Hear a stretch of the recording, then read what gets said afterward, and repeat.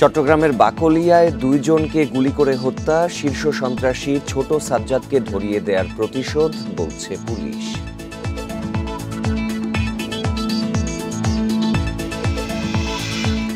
খুলনা সোনাডাঙ্গায় পলাশ গ্রুপের সঙ্গে গোলাগুলিতে 3 পুলিশ সদস্য আহত, গ্রেপ্তার 11, অস্ত্র উদ্ধার।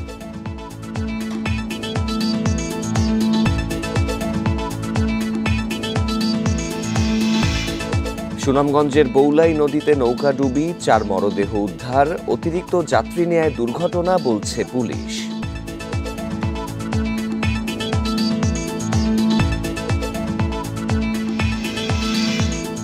ঈদ উদযাপনে ঘরমুখী মানুষ, টাঙ্গাইলের এলেঙ্গা থেকে যমুনা সেতু পর্যন্ত যানজট, রেলে ভোগান্তি নেই, নৌপথে বাড়তি ভাড়ার অভিযোগ।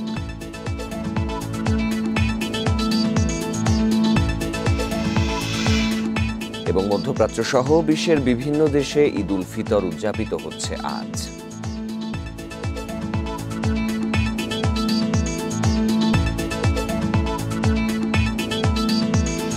সাউদি এক্সপ্রেস করবে ওভারহিটিং শেষ, ইঞ্জিন রাখে ঠান্ডা আর দিবে স্মুথ পারফরম্যান্স। Southee lubricants. সংবাদের শিরোনাম শুনছিলেন, পুরো খবর নিয়ে আছি শাফাত বিন ফরিদ। চট্টগ্রামের বাকলিয়ায় 2 জনকে গুলি করে হত্যা করা হয়েছে, আহত হয়েছেন আরও 2 জন। ভোররাতে বাকলিয়ার চন্দপুরা এলাকায় এই ঘটনা ঘটে। শীর্ষ সন্ত্রাসী ছোট সাজ্জাদকে ধরিয়ে দেওয়ার প্রতিশোধ নিতে হামলা বলছে পুলিশ। নিহতরা হলেন আব্দুল্লাহ ও মানিক। প্রত্যক্ষদর্শীরা জানান, চট্টগ্রামের শাহ আমানত সেতু এলাকা থেকে রাত 2:30টার দিকে গাড়ি নিয়ে বাড়ি ফেরার পথে তাদের লক্ষ্য করে 4টি মোটরসাইকেল থেকে গুলি শুরু হয়। গাড়ি নিয়ে বাকলিয়া এক্সেস রোড হয়ে পালিয়ে যাওয়ার চেষ্টা করে তারা, কিন্তু হামলাকারীরা গুলি করতে করতে প্রাইভেট কারকে ধাওয়া করে। এ সময় গাড়িতে থাকা আব্দুল্লাহ ও মানিক নামের 2 জন গুলিবিদ্ধ হয়ে মারা যান। পরে চন্দপুরায় টহল পুলিশকে দেখে গাড়ি থামালে পালিয়ে যায় সন্ত্রাসীরা।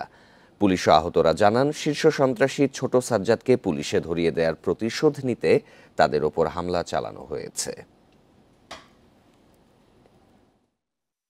এই ঈদে জামা জুতো অ্যাক্সেসরিজের ডিসকাউন্ট।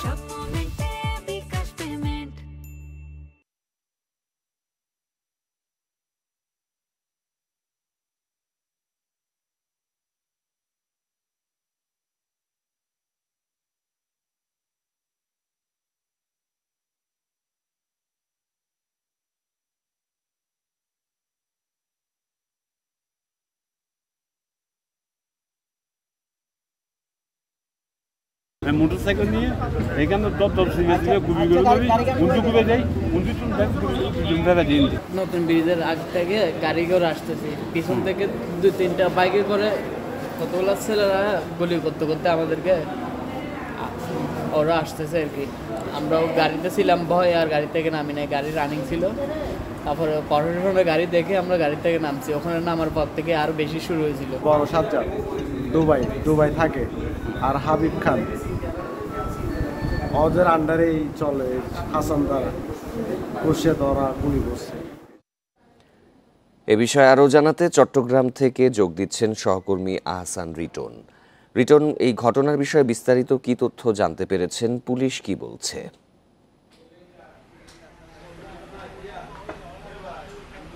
দেখুন, আমরা এই মুহূর্তে চট্টগ্রাম মেডিকেল কলেজ হাসপাতালের যে ইমার্জেন্সি রয়েছে সেই ইমার্জেন্সিতে আমরা আছি। আপনি দেখতে পাচ্ছেন এখানে আসলে মাত্র ভোর হয়েছে, লোকজন আনাগোনা শুরু করেছে এবং আমরা এই পর্যন্ত যেটি জেনেছি সেটি হচ্ছে যে 2 জন নিহত হয়েছে আব্দুল্লাহ এবং মানিক, তাদের সঙ্গে আরও 4 জন ছিলেন। তারা আসলে সবাই কর্ণফুলী নদীর ওই পার থেকে তারা কোনো একটি কাজে গিয়েছিলেন, বিরিয়ানি খেতে গিয়েছিলেন বলে আমরা শুনেছি।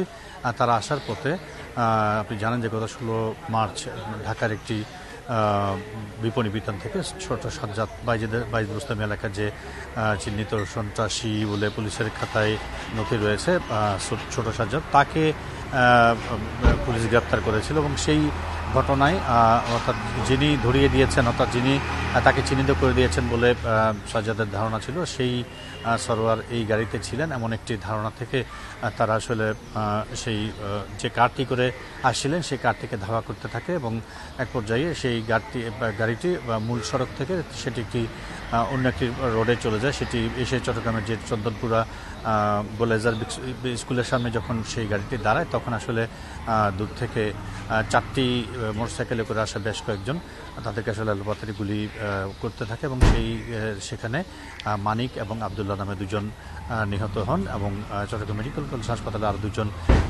ভর্তি রয়েছেন। আমরা আসলে এই বিষয়টি নিয়ে কথা বলার চেষ্টা করছিলাম তাদের সংযোজনের সঙ্গে, কিন্তু সকালবেলা আমরা যখন এসেছি তখন আসলে তাদের স্বজনদের কাউকে পাইনি। বেশ কয়েকজনকে আমরা পেয়েছি, তাদের যারা নিহত হয়েছে তাদের নিকটাত্মীয়, কিন্তু তারা কথা বলতে চাচ্ছে না। পুলিশ যেটি বলছে সেটি হচ্ছে কয়েকদিন আগে যে ছোট সাজ্জাদকে ঢাকা থেকে গ্রেপ্তার করা হয়েছিল, সেই ঘটনায় যারা তাকে ধরিয়ে দিয়েছিল তারাই আসলে প্রতিশোধ নিতে গিয়ে এই কাণ্ডটি ঘটিয়েছে। এবং এখন আমরা পুলিশ যেটি বলছে সেটি হচ্ছে এই ঘটনার সঙ্গে যারা জড়িত রয়েছে তাদেরকে ধরার জন্য পুলিশের পক্ষ থেকে অভিযান ইতিমধ্যে শুরু হয়েছে। তো এই মুহূর্তে চট্টগ্রাম মেডিকেল কলেজ হাসপাতালের যে লাশঘর সেখানে দুজনের মরদেহ আছে, কিন্তু এখন পর্যন্ত আসলে তাদের মরদেহ দেখা কিংবা তাদের যে স্বজন রয়েছে তাদের সঙ্গে কথা বলার সুযোগ আমাদের হয়নি। তবে এই ঘটনার পর থেকে পুরো চট্টগ্রামে এক ধরনের আতঙ্ক বিরাজ করছে। আপনি জানেন যে আগামীকাল ঈদুল ফিতর এবং তার ঠিক দুদিন আগে এরকম একটি ঘটনা সঙ্গত কারণেই সবাইকে আসলে নাড়া দিয়ে গেছে। আমরা পুলিশের ঊর্ধ্বতন তাদের সঙ্গে কথা বলার চেষ্টা করেছি, যেহেতু একেবারে ভোরবেলা এখনো পর্যন্ত তাদের সঙ্গে কথা বলা ঠিক এখনো সম্ভব হয়ে ওঠেনি। আমরা চেষ্টা করছি বিষয়টি নিয়ে আরও জানার জন্য এবং হয়তো পরবর্তীতে পুলিশের পক্ষ থেকে যদি আমাদেরকে আনুষ্ঠানিকভাবে কিছু জানানো হয় তাহলে হয়তো আমরা আরও বিশদভাবে বিষয়টা জানাতে পারবো। তবে এই মুহূর্তে চট্টগ্রাম মেডিকেল কলেজ হাসপাতালে যারা নিহত হয়েছেন কিংবা আহত হয়েছেন তাদের পক্ষে কোনো আত্মীয়স্বজনকে আমরা দেখছি না, ফলে খুব বেশি তাদের বিষয়ে জানার সুযোগ আমাদের হয়নি। তো এই হচ্ছে আমার কাছে চট্টগ্রাম থেকে। নিশ্চয়ই এই বিষয়ে আপনি আরও তথ্য সংগ্রহ করতে থাকুন, পরবর্তীতে আপনার মাধ্যমে দর্শকদের জানাবো। খুলনা সোনাডাঙ্গায় সন্ত্রাসী পলাশ গ্রুপের সঙ্গে যৌথ বাহিনীর গোলাগুলির ঘটনা ঘটেছে। এ সময় 3 পুলিশ সদস্য সহ বেশ কয়েকজন আহত হন। এই ঘটনায় বাহিনীর প্রধান পলাশ সহ 11 জনকে গ্রেপ্তার করেছে পুলিশ। পুলিশ জানায় সন্ত্রাসীদের অবস্থানের কথা জানতে পেরে রাত 12টার দিকে সোনাডাঙ্গা থানার বানরগাতি এলাকায় একটি নির্মাণাধীন বাড়িতে অভিযানে যায় যৌথ বাহিনী। এ সময় সন্ত্রাসীরা তাদের লক্ষ্য করে গুলি ছোড়ে। আইন শৃঙ্খলা বাহিনীও পাল্টা গুলি করে। গোলাগুলিতে পুলিশ সদস্য সহ বেশ কয়েকজন আহত হন। পরে ঘটনাস্থল থেকে বাহিনীর প্রধান পলাশ সহ 11 জনকে গ্রেপ্তার করা হয়। উদ্ধার করা হয় অস্ত্র, গুলি, জব্দ করা হয় 7টি মোটরসাইকেল। শেখ পলাশ সহ গ্রেপ্তারকৃতদের বিরুদ্ধে হত্যা, মাদক, অস্ত্র সহ বিভিন্ন মামলা রয়েছে। এর আগে পলাশকে ধরিয়ে দিতে পুরস্কার দেওয়ার ঘোষণা দেয় পুলিশ। ঠেলে ঠুলে 2-1 পাওয়ার পর গুলি করছে। গুলি করার পরেই আমরা আবার গুলি করছি। সব কিন্তু অন্ধকারের ভিতরে চলতেছে। এরপরে একজন বলতেছে এই জানলা দিয়ে অস্ত্র ফেলাই দিছে, নেভির একজন বলতেছে স্যার এই যে তখন জানলা দিয়ে অস্ত্র ধরলাম। এরপর স্যার ওই দিকে ফেলাইছে, কিন্তু কোথায় পাবো? এই করতে করতে 3-4টে মনে হয় পাওয়া গেল, আগে পাইছে 2-3টে এরকম। এ নিয়ে আরও জানাতে খুলনা থেকে যোগ দিচ্ছেন সহকর্মী অভিজিৎ পাল। অভিজিৎ, যৌথ বাহিনীর যে অভিযান হয় সেখানে অভিযানের পরে তারা কি কি তথ্য জানিয়েছে? যে সন্ত্রাসী পলাশ রয়েছেন তার ব্যাপারে কি কি বিস্তারিত তথ্য রয়েছে? এখন পর্যন্ত আসলে পুলিশের পক্ষ থেকে আনুষ্ঠানিকভাবে কোনো কিছু জানানো হয়নি। তবে খুলনা মেট্রোপলিটন পুলিশের যিনি সহকারী পুলিশ কমিশনার রয়েছেন মোহাম্মদ আজম খান, তিনি আমাদেরকে ঘটনাস্থল থেকে গতকাল ভোর রাতে জানিয়েছেন যে তারা প্রথমত গোপন সংবাদের মাধ্যমে তথ্য পায় যে এখানে পলাশ গ্রুপের কিছু সদস্য তারা অবস্থান করছেন এবং সেই গোপন সংবাদের উপর ভিত্তি করেই তারা অভিযান পরিচালনা করে এবং তাদের এই অভিযান পরিচালনার সময় তাদের সঙ্গে নৌবাহিনী ছিল, সেনাবাহিনী ছিল, র্যাব ছিল, গোয়েন্দা পুলিশের সদস্যরা ছিল এবং পুরো একটি যৌথ বাহিনীর একটি অভিযান তারা ওই সময় পরিচালনা করে। এবং ওইখানে যখন তারা অভিযান পরিচালনা করে এবং আইন শৃঙ্খলা বাহিনীর উপস্থিতি টের পায় তখন সন্ত্রাসী গ্রুপটা তাদের উপরে গুলি করে এবং সেই মুহূর্তে পুলিশও পাল্টা গুলি চালায় এবং দুই পক্ষের গোলাগুলির পরে কিন্তু দেখা যায় যে সেখানে কয়েকজন পুলিশ সদস্য আহত হয়েছে বলে আমাদেরকে জানানো হয়েছে এবং সেখান থেকে 11 জনকে গ্রেপ্তার করা হয়েছে এবং যার মধ্যে বাহিনীর প্রধান পলাশ রয়েছেন এবং এছাড়াও রয়েছেন কালা লাবলু অথবা ওরফে রুবেল এবং এরকম 11 জন ব্যক্তি রয়েছেন এবং যাদের বিরুদ্ধে খুলনা শহরের বিভিন্ন থানাতে হত্যা, অস্ত্র, মাদক সহ বিভিন্ন ধরনের মামলা রয়েছে এবং এর আগে খুলনা মেট্রোপলিটন পুলিশ এই সন্ত্রাসীদেরকে ধরিয়ে দেওয়ার জন্য পুরস্কার ঘোষণাও করেন এবং তারপরেই হচ্ছে মূলত এই ঘটনা ঘটে এবং মোহাম্মদ আজম খান তিনি আমাদেরকে সেটি জানিয়েছেন যে গতকাল রাত 12টার দিকে তারা মূলত হচ্ছে বানরগাতির যে আরামবাগ এলাকা রয়েছে সেই আরামবাগ এলাকাতে তারা অভিযান পরিচালনা করে এবং সেইখানে একজন অবসরপ্রাপ্ত গাড়ি চালক তিনি হচ্ছেন মোহাম্মদ আব্দুর রহিম, তার বাড়িতে মূলত তারা অভিযান অভিযানটা পরিচালনা করেন এবং সেই সময় তার বাড়িতে এবং তার পার্শ্ববর্তী একটি নির্মাণাধীন ভবন থেকে আসলে সন্ত্রাসীরা অবস্থান করছিল এবং সেখান থেকেই তারা আসলে পুলিশকে আইনশৃঙ্খলা বাহিনীকে দেখে তারা গুলি চালায় এবং তখন পুলিশ পাল্টা গুলি চালায়। এবং ঘটনাস্থল থেকে আমরা এখন পর্যন্ত যতটুকু জানতে পেরেছি সেটি হচ্ছে যে ঘটনাস্থল থেকে 3টি পিস্তল উদ্ধার করা হয়েছে, একটি একতলা শটগান উদ্ধার করা হয়েছে, এছাড়াও কিছু দেশীয় অস্ত্র উদ্ধার করা হয়েছে এবং কয়েক রাউন্ড গুলি উদ্ধার করা হয়েছে। পুলিশের পক্ষ থেকে বলা হয়েছে যে তারা আজকে অবশ্য দিনের বেলাতে তারা একটি সংবাদ সম্মেলন করবে এবং সেখান থেকে তারা আসলে আনুষ্ঠানিকভাবে এই যে পুরো অভিযান এবং অভিযানের পরে যারা গ্রেপ্তার হলেন এবং তাদের এবং যে সমস্ত অস্ত্র উদ্ধার হলো সেই বিষয়গুলো নিয়ে তারা জানাবেন। এবং ঘটনাস্থল থেকে কিন্তু 7টি মোটরসাইকেলও উদ্ধার করেছে পুলিশ এবং পুলিশ বলছে যে এই পলাশ দীর্ঘদিন ধরে তাদের এই সন্ত্রাসী কার্যক্রম শহরে চলে আসছিল এবং গত 5 আগস্টের পরে আপনি জানেন যে খুলনা মহানগরীর আইন শৃঙ্খলা পরিস্থিতির কিছুটা অবনতি ঘটে। সেখানে হত্যা সহ আধিপত্য বিস্তারকে কেন্দ্র করে এবং মাদক ব্যবসাকে কেন্দ্র করে হত্যা সহ প্রতিদিনই গুলি এবং কোপাকুপির ঘটনা ঘটতে থাকে এবং সেই ঘটনার পরিপ্রেক্ষিতে এবং সেই ঘটনাগুলো তদন্তের পরিপ্রেক্ষিতে কিন্তু আজকে এই বাহিনীগুলোকে রাতে অভিযান চালিয়ে পুলিশ ধরতে পেরেছে বলে পুলিশ জানিয়েছে। পুলিশ আরো বলছেন যে এই সমস্ত যে সকল সন্ত্রাসী বাহিনী শহরে রয়েছে তাদেরকে ধরার জন্য তাদের অভিযান অব্যাহত রয়েছে এবং তাদেরকে যে কোনো বললে হোক আইনের আওতায় নিয়ে আসা হবে। এবং পুলিশের পক্ষ থেকে আরো একটি বিষয় বলা হয়েছে যে এর আগেও তারা হচ্ছে এরকম আরেকটি সন্ত্রাসী বাহিনী নুরাজিবকে তারা ঢাকা থেকে গ্রেপ্তার করা হয়েছিল। আরো বেশ কয়েকটি বাহিনী এরকম সক্রিয় রয়েছে মহানগরীতে এবং তাদেরকে ধরতে পুলিশের অভিযান অব্যাহত রয়েছে। সর্বশেষ সংবাদ পর্যন্ত আমাদের কাছে রয়েছে যে পরবর্তীতে পুলিশের ব্রিফিং এর পরে আপনার মাধ্যমে দর্শকদের বিস্তারিত জানাবো। সুনামগঞ্জের বৌলাই নদীতে নৌকা ডুবে 4 জনের মৃত্যু হয়েছে, এদের মধ্যে 2 জন নারী ও 2 জন শিশু। নিহতরা হলেন বিউটি চক্রবর্তী, কল্পনা রানী সরকার, জয়িতা সরকার ও গঙ্গা রানী সরকার। বিষয়টি নিশ্চিত করেছেন অতিরিক্ত পুলিশ সুপার জাকির হোসাইন ও স্থানীয় ইউপি সদস্য দেবাশিস দাস। শনিবার রাতে জামালগঞ্জে এই দুর্ঘটনা ঘটে। স্থানীয়রা জানিয়েছেন রাতে মধ্যনগর উপজেলা থেকে ইঞ্জিন চালিত নৌকাটি জামালগঞ্জের উদ্দেশ্যে রওনা হয়। পথে বৌলাই নদীতে সেটি ডুবে যায়। এ সময় নৌকায় থাকা 2 নারী ও 2 শিশু পানিতে ডুবে মারা যায়। গুরুতর মুমূর্ষু অবস্থায় আরও 1 শিশুকে উদ্ধার করে জামালগঞ্জ উপজেলা স্বাস্থ্য কমপ্লেক্সে ভর্তি করা হয়েছে। পুলিশ জানায় নৌকাটিতে 60 থেকে 70 জনের মতো যাত্রী ছিলেন। অতিরিক্ত যাত্রীর কারণে এই দুর্ঘটনা ঘটতে পারে। একটি নৌকা ডুবিতে 60-70 জন যাত্রী ছিলেন। অতিরিক্ত যাত্রী এবং ওজনের কারণে নৌকাটি ডুবে যায়। আমরা যতদূর জানতে পেরেছি 4 জন মারা গিয়েছেন, 2 জন মহিলা এবং 2 জন শিশু আছেন। প্রিয়জনদের সঙ্গে ঈদ করতে রাজধানী ছাড়ছেন নগরবাসী। কমলাপুর স্টেশন থেকে বিলম্ব ছাড়াই বিভিন্ন গন্তব্যে ছেড়ে যাচ্ছে ট্রেন। ফলে এবার নির্বিঘ্নে বাড়ির পথে রওনা দিতে পারছেন যাত্রীরা। স্বাচ্ছন্দ্যে ঈদ যাত্রা করতে পারায় সন্তুষ্ট তারা।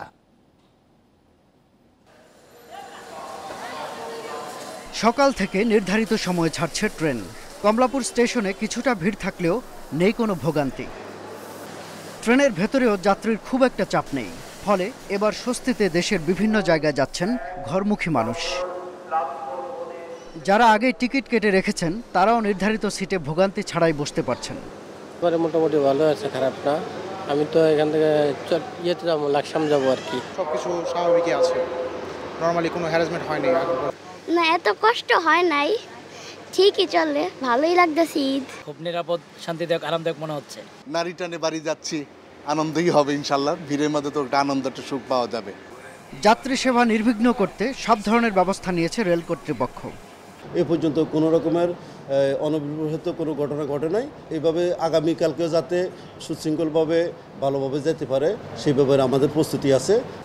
ঈদ উদযাপনের পর ঢাকায় ফেরাও যাত্রী বান্ধব রাখা হবে বলে আশা রেল কর্তৃপক্ষের। শাহাদাত স্বপন, ইন্ডিপেন্ডেন্ট নিউজ, ঢাকা। সরকারের পদক্ষেপ আর সুষ্ঠু ব্যবস্থাপনার কারণেই এবারের ঈদযাত্রা স্বস্তিদায়ক হয়েছে বলে দাবি স্বরাষ্ট্র উপদেষ্টা জাহাঙ্গীর আলম চৌধুরীর। শনিবার সকালে রাজধানীর গাবতলী বাস টার্মিনাল পরিদর্শন শেষে কথা বলেন তিনি। এদিকে বাস ভাড়ায় নৈরাজ্য ঠেকাতে অভিযান চালিয়েছে ভোক্তা অধিকার সংরক্ষণ অধিদপ্তর। জীবিকার তাগিদে অনেকে সারা বছর কাটে রাজধানীতে। ঈদ এলে তারা ছুটে যায় প্রিয়জনের কাছে। এবার ঈদের ছুটি দীর্ঘ হওয়ায় ধাপে ধাপে ঢাকা ছাড়ছে নগরবাসী। এতে বেশ স্বস্তিতেই যেতে পারছেন সবাই। বাস টার্মিনালগুলোতে টিকিটের জন্য হাহাকার নেই, বাড়তি ভাড়া আদায়ের অভিযোগও কম। আমি অনেক আগেই টিকিট কাটছি, তারপরও যে ভাড়া ছিল লিগ্যাল, যেটা আগে থেকে ভাড়া ছিল আগের ভাড়াই নিয়েছে। যাত্রী ব্যাঙ্গে চলে আস্তে ধীরে সবাই সুযোগ সুবিধা পাইয়া সবাই চলে গেছিল, আস্তে যাইতেছে, কিন্তু এরকমই হয়েছে যাত্রী ভোগান্তি তেমন একটা না, আগের থেকে একটু কম তুলনামূলক।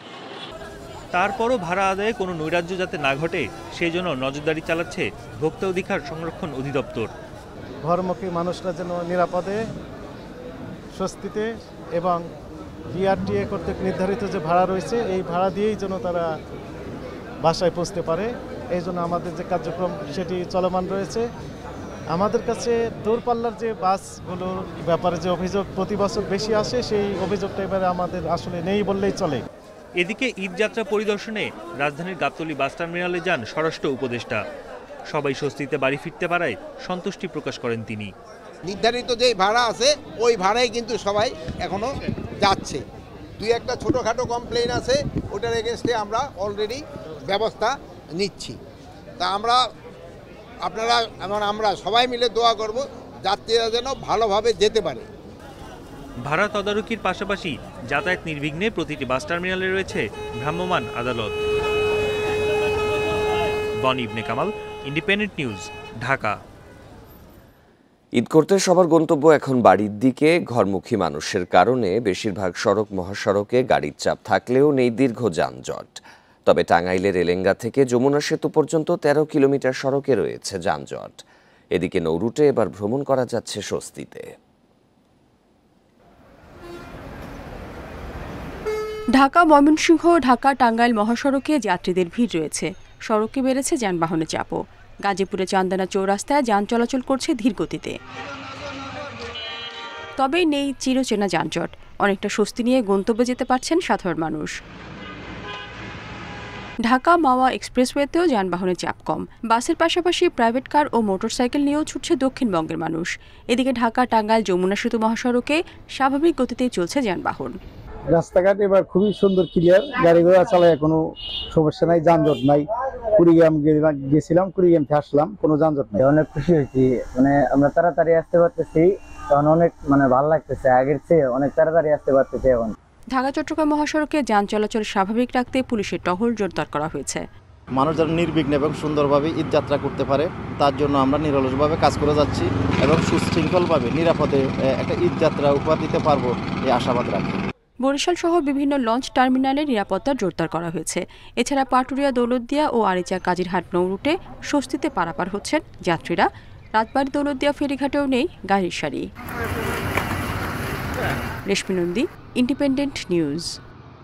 চীনে 4 দিনের সরকারি সফর শেষে দেশে ফিরেছেন প্রধান উপদেষ্টা অধ্যাপক মোহাম্মদ ইউনূস। শনিবার রাত 8:10 হযরত শাহজালাল আন্তর্জাতিক বিমানবন্দরে নামেন তিনি। বেইজিং ক্যাপিটাল আন্তর্জাতিক বিমানবন্দর থেকে ডক্টর ইউনূসকে বিদায় জানান চীনের প্রেসিডেন্ট শি জিনপিং এর চিফ প্রোটোকল অফিসার ও পররাষ্ট্র মন্ত্রণালয়ের সহকারী মন্ত্রী হং লেই। ইউনূস চীনে পৌঁছান বুধবার। শুক্রবার প্রধান উপদেষ্টা চীনের প্রেসিডেন্ট শি জিনপিং এর সঙ্গে বৈঠক করেন। শি এর সঙ্গে বৈঠকের পর মোহাম্মদ ইউনূস প্রেসিডেন্সিয়াল বেইজিংয়ে চীনা ব্যবসায়ী নেতাদের সাথে একটি ইনভেস্টমেন্ট ডায়ালগে অংশ নেন। ইউনূসের এই সফরে বাংলাদেশ ও চীনের মধ্যে একটি চুক্তি ও 8টি সমঝোতা স্মারক সই হয়েছে। এছাড়া বাংলাদেশ ও চীন সরকার ও ব্যবসায়ীদের কাছ থেকে 210 কোটি মার্কিন ডলারের ঋণ, অনুদান ও বিনিয়োগের প্রতিশ্রুতি পেয়েছে।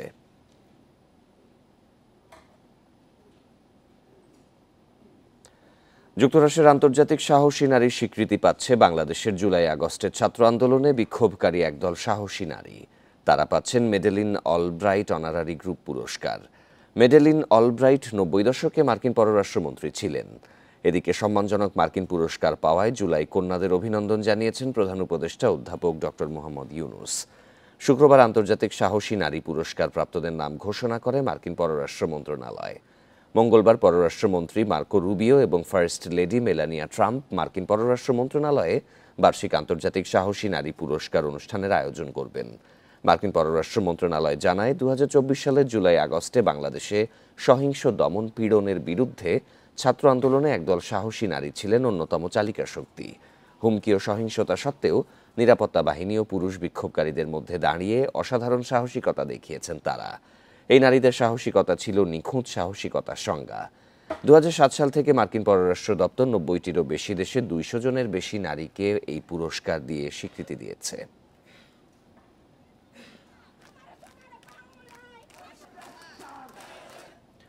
ভোটের অধিকার ফেরাতে বিএনপি প্রয়োজনে রাজপথে নামবে বলে হুঁশিয়ার করেছেন দলটির মহাসচিব মির্জা ফখরুল ইসলাম আলমগীর।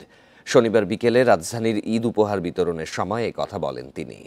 মির্জা ফখরুল বলেন, সংস্কারের কথা বলে নির্বাচন দীর্ঘায়িত করা হলে জনগণ মেনে নেবে না। তিনি অভিযোগ করেন, সামাজিক যোগাযোগ মাধ্যমে কিছু ইউটিউবার নির্বাচন পিছিয়ে দেওয়ার দাবি তুলে দেশে বিশৃঙ্খলা তৈরির চেষ্টা করছেন।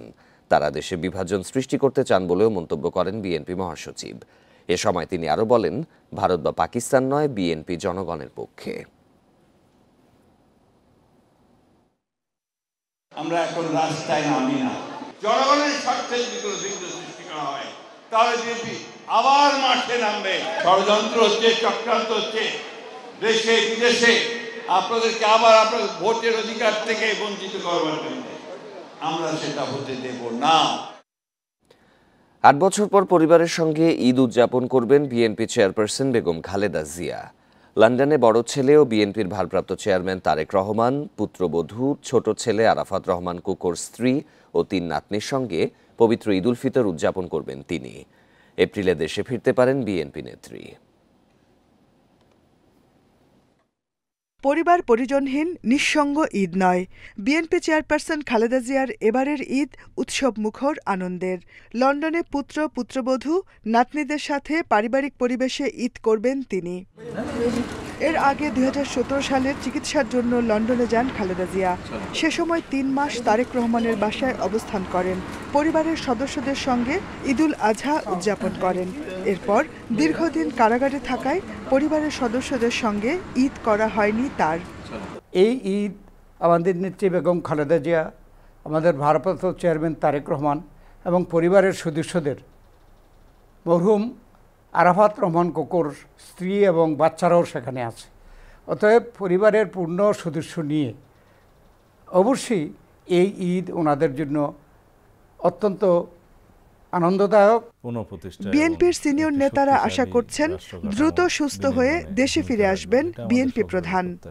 আমরা সবাই আশা করছি এবং সারা দেশবাসী প্রতীক্ষায় আছে উনি সুস্থ হয়ে বাংলাদেশে ফিরে আসবেন আমাদের মাঝে এবং বাংলাদেশে গণতন্ত্র পুনঃপ্রতিষ্ঠায় এবং শক্তিশালী একটি রাষ্ট্র কাঠামো বিনির্মাণে তিনি আমাদের নেতৃত্ব দেবেন। ওনার চিকিৎসকদের সাথে কথা বলে যেটুকু জানা গেছে উনি খুব শীঘ্রই আসবেন ইনশাআল্লাহ।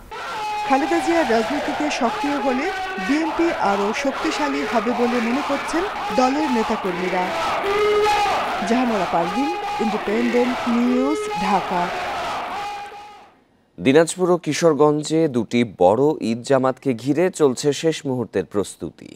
প্রায় 7 লাখ মানুষের ধারণ ক্ষমতার দিনাজপুরের গোরে শহীদ ময়দানে ঈদের প্রধান জামাত অনুষ্ঠিত হবে সকাল 9টায়। আর কিশোরগঞ্জের শোলাকিয়ায় ঈদের একটি মাত্র জামাত অনুষ্ঠিত হবে সকাল 10টায়। দিনাজপুর গোরে শহীদ ময়দানে স্বাধীনতার আগে থেকেই ঈদের জামাত হয়ে আসছে। তবে 2016 সালে এটি দেশের সবচেয়ে বড় ঈদ জামাত হিসেবে পরিচিতি পায়। প্রায় 23 একর আয়তনের এ মাঠে 7 লাখ মুসল্লি ঈদের নামাজ আদায় করতে পারেন। ঈদ জামাতকে ঘিরে মাঠ পরিষ্কার, তোরণ নির্মাণ সহ চলছে নানা কাজ। ঈদ উপলক্ষে আমাদেরকে কাজগুলো খুব সুন্দরভাবে করতে হবে। আমরা যেন দ্রুত গতিতে কাজ হয় সেই জন্য আমরা পরিশ্রম দিয়ে যাচ্ছি। মোটামুটি আমাদের বাসের কাম ক্লিয়ার হয়েছে। আমাদের এখানে কন্ট্রোল রুম আছে, পুলিশের র্যাব থাকে আমাদের এখানে। এবার ঈদ জামাতে নিরাপত্তা নিশ্চিতে মাঠ ঘিরে থাকবে 300 পুলিশ। তবে এবার মুসল্লিদের যাতায়াতের জন্য থাকছে না বিশেষ ট্রেন। পুলিশ সদস্য পোশাকে, সাদা পোশাকে, তারপরে ডিবির পোশাকে ট্রাফিক ব্যবস্থাপনা থাকবে যাতে মানুষ শান্তিপূর্ণভাবে এখানে আসতে পারে। ঈদ জামাতের জন্য প্রস্তুতি চলছে কিশোরগঞ্জের শোলাকিয়ার মাঠেও। ঐতিহ্যবাহী এ মাঠে কয়েক লাখ মুসল্লি ঈদের জামাতে অংশ নেন। এখানে বংশ পরম্পরায় প্রায় 200 বছর বা প্লাস সময় মানুষ থেকে এখানে আমরা নামাজ আদায় করি, প্রাউড ফিল করি। ঈদগাহ পর্যবেক্ষণের জন্য 6টি ওয়াচ টাওয়ার, 4টি ড্রোন ক্যামেরা ও পর্যাপ্ত সিসি ক্যামেরা স্থাপন করা হয়েছে। ঈদের নামাজে জায়নামাজ ও মোবাইল ফোন ছাড়া কোনো কিছু না নিতে পরামর্শ দিয়েছে প্রশাসন। আইন শৃঙ্খলা রক্ষার জন্য বাংলাদেশ পুলিশ তো সার্বক্ষণিক ডিউটি পালন করবেন, তার সাথে র্যাব, বিজিবি, সেনাবাহিনী, আনসার ডিউটি করবে। বিভিন্ন পয়েন্টগুলোতে এবং ম্যাজিস্ট্রিয়াল এবং অন্যান্য আইন শৃঙ্খলা পরিস্থিতি নিয়ন্ত্রণের জন্য আমাদের কিন্তু বিজ্ঞ নির্বাহী ম্যাজিস্ট্রেট নিয়োগ দেওয়া হয়েছে। ঈদের দিন ময়মনসিংহ ও ভৈরব থেকে শোলাকিয়া স্পেশাল নামে 2টি বিশেষ ট্রেন চলাচল করবে। রেশমি নন্দী, ইন্ডিপেন্ডেন্ট নিউজ। এবার স্বস্তিতে কেটেছে রমজান, ছিল না লোডশেডিং, সংকট ছিল না গ্যাস পানির, নিত্যপণ্যের দাম ছিল নাগালের মধ্যে, যে কারণে মাস জুড়ে ইবাদত বন্দেগীতে মশগুল থাকতে পেরেছেন ধর্মপ্রাণ মুসল্লিরা। ইসলামী চিন্তাবিদেরা বলছেন এবারে রমজান ছিল সত্যিকার অর্থেই বরকত ও রহমতের। গাছের পাতা ভেদ করে উকি দিচ্ছে চৈত্রের সূর্য, তবে তাতে নেই উত্তাপ। রোজায় এবার ছিল না গরমের তীব্রতা, মাস জুড়ে রোজাদারের হৃদয়ে ছিল প্রশান্তি। ছিল না লোডশেডিং, বিদ্যুৎ বিভ্রাট না থাকায় সেহরি, ইফতার ও তারাবি হয়েছে নির্বিঘ্নে। ঢাকার বাইরে লোডশেডিং থাকলেও আগের মতো 10 থেকে 12 ঘন্টা বিদ্যুৎহীন ছিল না কোথাও। রমজানে বিদ্যুতের চাহিদা ছিল দৈনিক 15,000 মেগাওয়াটের বেশি। অন্যান্য বছর লোডশেডিং এবং কারেন্ট থাকতো না, রোজাদারদের জন্য খুব ঝামেলাই হইতো। এবছর তো কোনো প্রবলেম দেখতেছি না। এই বছর আল্লাহর রহমতে ধরেন এই রমজান মাস কাটাইছে তেমন হয় নাই, লোডশেডিং তেমন হয় নাই। স্বস্তি ছিল নিত্যপণ্যের বাজারে, ইফতার সামগ্রীর দামও ছিল সহনীয়। বাসাবাড়িতে গ্যাস পানির সরবরাহ ছিল স্বাভাবিক, এতে প্রশান্তি ছিল রোজাদারদের মধ্যে। ইফতারি বা বাজার হাট তরি তরকারি এগুলো কিনে আমরা খুব সুবিধা পাইছি। ইনশাআল্লাহ আমরা রোজাও খুব সুন্দরভাবে রাখতে পারছি, আবহাওয়া খুব সুন্দর ভালো আছিল। অন্যান্য বছরে যে আপনার আলু পেঁয়াজ তারপরে কাঁচামরিচ যে অবস্থা ছিল, নাভিশ্বাস, জনগণের নাভিশ্বাস উঠে যেত। বর্তমান বাজার দর অনেকটাই নিয়ন্ত্রণে। রমজানে খাতুনগঞ্জ সহ সব বাজারে সিন্ডিকেট ভেঙে পণ্যের পর্যাপ্ত সরবরাহ নিশ্চিত করেছে সরকার। এলসি খুলতে পেরেছে অনেক নতুন প্রতিষ্ঠান। ছোট এবং মাঝারি ধরনের যে আমদানি করার আছেন, তারা পণ্য আমদানি করার ক্ষেত্রে এখন প্রতিযোগিতামূলক বাজার হওয়াতে বাজারে পণ্যের দাম কমেছে। আমাদের প্রতি বছর ছোলার চাহিদা আছে রমজানে 1 থেকে 1.5 লাখ টন। এবছর আমরা যেটা শুনেছি যে প্রায় 3 লাখ টাকার কাছাকাছি ছোলার আমদানি হয়েছে। আর খেজুরের দাম গত বছর তো এবছর প্রায় 30 থেকে 40% কম ছিল। ইসলামী চিন্তাবিদরা বলছেন সবকিছু মিলিয়ে এবারে রমজান ছিল সত্যিকারের রহমতের মাস। এই মাহে রমজানে আবহাওয়াটা আমাদের অনুকূলে ছিল, বাজার আমাদের অনুকূলে ছিল, সব মিলিয়ে রোজাদারের জন্য রোজা রাখতে সুবিধা হয়েছে। ইবাদতকারী যারা থাকবেন তাদের ইবাদতের জন্য সুবিধা হয় এমন পরিবেশ যদি বজায় থাকে, তাহলে এর একটা অংশ যারা সহযোগিতা করবে তারাও একটা অবশ্যই সওয়াবের অংশ পেয়ে যাবে। রমজানের মতো সারা বছর দেশের মানুষ যেন স্বস্তিতে থাকতে পারে, বর্তমান সরকারের কাছে সেই প্রত্যাশাই করছেন ইসলামী চিন্তাবিদরা। Adilur Rahman, independent news, Dhaka.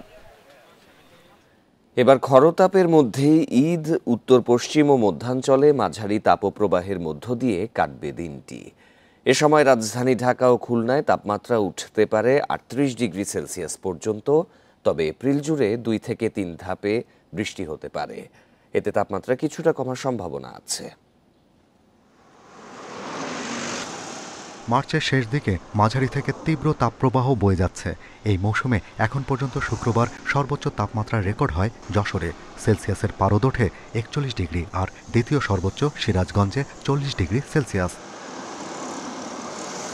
আবহাওয়া অফিসের তথ্য বলছে প্রাক বর্ষায় প্রকৃতি চরম ভাবাপন্ন হয়ে ওঠে, তাই এ সময় আবহাওয়ার বিরূপ চিত্র ফুটে ওঠে। তাপপ্রবাহ থাকবে আরও কয়েকদিন, তাই ঈদের দিনও বৃষ্টিহীন থাকছে। খুলনা, রাজশাহী, রংপুর, ঢাকা, চট্টগ্রাম বিভাগ জুড়েই বয়ে যাবে মৃদু থেকে মাঝারি তাপপ্রবাহ। বৃষ্টি হবে না এবং আকাশ অনেকটা ক্লিয়ার থাকবে, এই জন্যে গরম লাগবে। বিশেষ করে সকাল 8টার পর থেকে গরমটা বেড়ে যাবে। সেক্ষেত্রে যেটা হবে, হয়তো বিকেলের দিকে তাপমাত্রা ঢাকাতে 37-38 ডিগ্রি উঠে যেতে পারে। দেশে অনেক জায়গায় তাপমাত্রা অন অ্যান অ্যাভারেজ 35-36-37 ডিগ্রি থাকবে। গত বছর এপ্রিল মাস জুড়ে টানা তীব্র তাপপ্রবাহ দেখা দেয়, তবে এবছর পরিস্থিতি এতটা নাজুক হবে না। পূর্বাভাস বলছে এপ্রিলে 10 তারিখ পর্যন্ত তাপপ্রবাহ থাকতে পারে, এরপর কয়েকদিন কালবৈশাখীর ঝড় হওয়ার সম্ভাবনা আছে। তাই এপ্রিলে টানা তাপপ্রবাহের আশঙ্কা কম। এই সময় যে বৃষ্টিটা হবে, বৃষ্টির সাথে আপনার কালবৈশাখী ঝড় হওয়া থাকবে, এই সব বাতাস থাকবে। যেমন গত বছর আপনার দীর্ঘ সময় তাপদাহ হওয়ার কারণে কালবৈশাখী হয়নি। এখানে দুইটা পরিপূরক, একটা হচ্ছে যদি দীর্ঘ সময় হিটওয়েভ থাকে কালবৈশাখী হতে পারে না, আবার যদি হিটওয়েভের কমে যায়, তীব্রতা কমে যায়, সেখানে কালবৈশাখী অ্যাক্টিভিটি বেড়ে যায়। তো এই বছরে যেহেতু বৃষ্টির সম্ভাবনা আছে 2-3টা স্পেলে, এবং 2-3টা স্পেলেই কালবৈশাখী ঝড় হওয়ার সম্ভাবনা রয়েছে। এপ্রিল মাসে দিন ও রাতের তাপমাত্রা খুব বেশি তারতম্য হবে না, তাই গরমের অস্বস্তি থাকতে পারে মাস জুড়েই। Shahriar Anirban, independent news, Dhaka. সৌদি আরব সহ মধ্যপ্রাচ্যের বিভিন্ন দেশে আজ ঈদ উল ফিতর উদযাপিত হচ্ছে। ঈদের জামাতে মুসল্লিদের স্বাগত জানাতে প্রস্তুত রয়েছে মসজিদগুলো। রোববার সূর্যোদয়ের 15 মিনিট পর থেকেই ঈদ জামাত শুরু হবে দেশগুলোতে। লাখো মুসল্লি অংশ নেবেন এতে। সৌদি আরবে এবার 15,948টি মসজিদে ও প্রায় 4,000 উন্মুক্ত স্থানে ঈদের নামাজ অনুষ্ঠিত হবে। মুসল্লিদের সুরক্ষায় ঈদের জামাতের স্থানগুলোতে কড়া নিরাপত্তা ব্যবস্থা নেওয়া হয়েছে।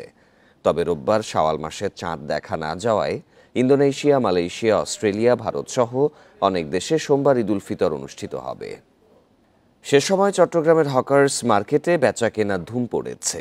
প্রিয়জনদের জন্য কম দামে কেনাকাটা করছেন নিম্ন আয়ের মানুষেরা, যেখানে 100 টাকা থেকে শুরু করে 1000 টাকায় মিলছে পোশাক। কেনাকাটা চলছে গভীর রাতেও।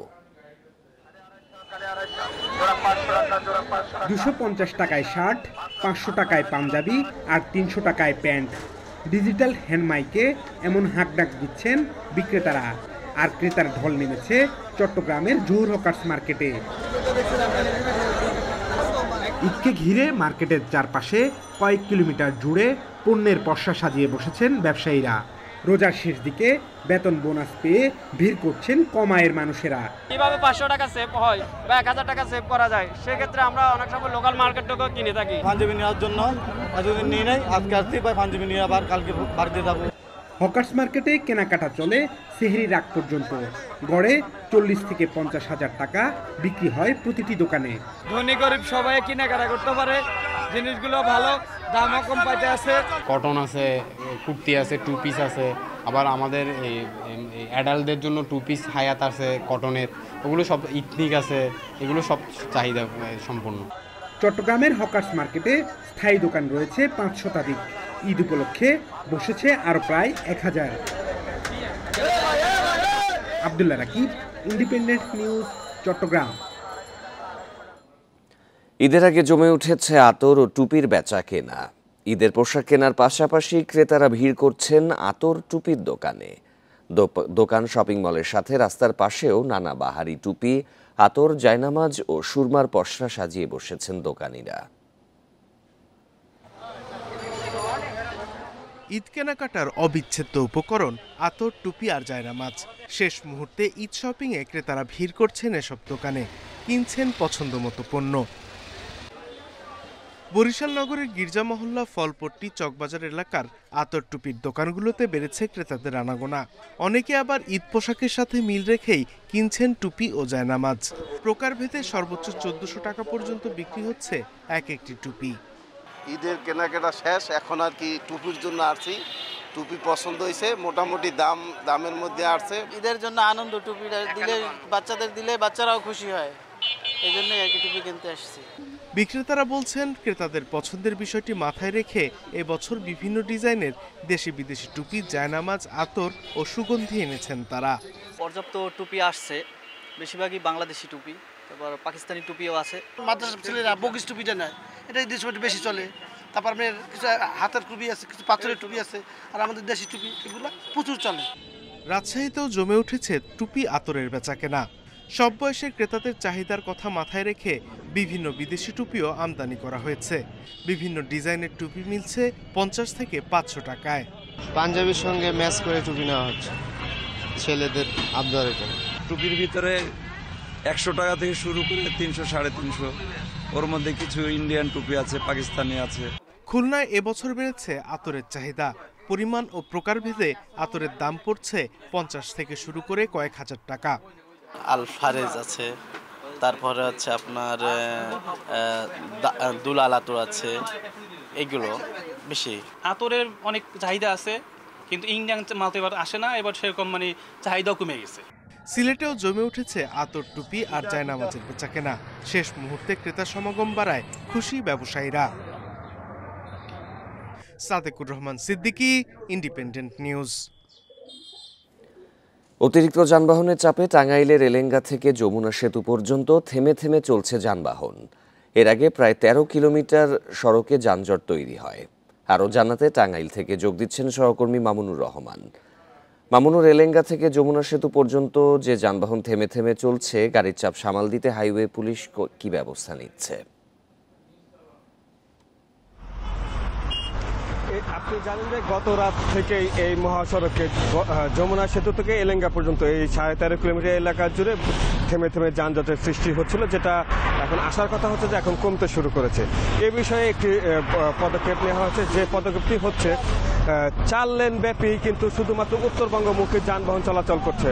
আমি যদি দেখানোর চেষ্টা করি, এখন যে যানবাহনগুলি যাচ্ছে এই যানবাহন শুধুমাত্র উত্তরবঙ্গের দিকে যাচ্ছে। কিছুক্ষণ আগে আমি কথা বলেছি যমুনা সেতু সাইড অফিসের যিনি নির্বাহী প্রকৌশলী আহসানুল পাবেল, তিনি যেটা বলছেন যে অতিরিক্ত যানবাহনের চাপে মহাসড়কে যখন যানজটের সৃষ্টি হয় তখন তারা উত্তরবঙ্গ থেকে রাজধানী ঢাকাগামী যে লেনটি যমুনা সেতু মাত্র উত্তরবঙ্গমুখী যানবাহনকে ছেড়ে দেয়। এতে করে রাত 3টা থেকে 4টা পর্যন্ত টানা 1 ঘন্টা যানবাহন উত্তরবঙ্গের দিকে চলার কারণে যান চলাচল কিছুটা স্বাভাবিক হয়, কিন্তু ভোরের দিকে আবারও সেটি যান চলাচল বিঘ্নিত ঘটলে এবং অতিরিক্ত যানবাহনের চাপে যখন মহাসড়কে আবারও যানজটের সৃষ্টি হয় তখন কিন্তু এই 30 থেকে 35 মিনিট আগে আবারও শুধুমাত্র উত্তরবঙ্গগামীমুখী যান চলাচল করতে দেওয়া হচ্ছে সেতুর উপরে।